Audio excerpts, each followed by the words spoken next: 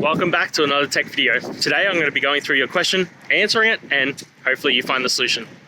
Now, don't forget to stay just a little bit crazy like me, and you'll hopefully get to the resolution. Now, let's continue on to the video.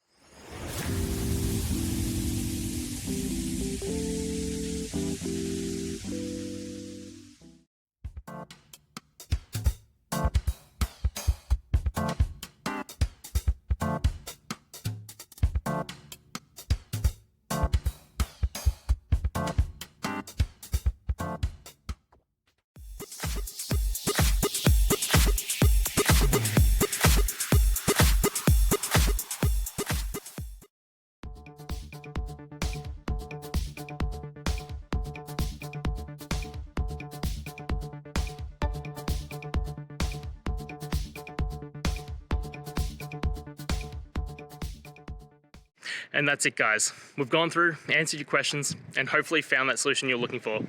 If we did, please hit subscribe. I'd really appreciate it. And until next time, I hope you have a good one.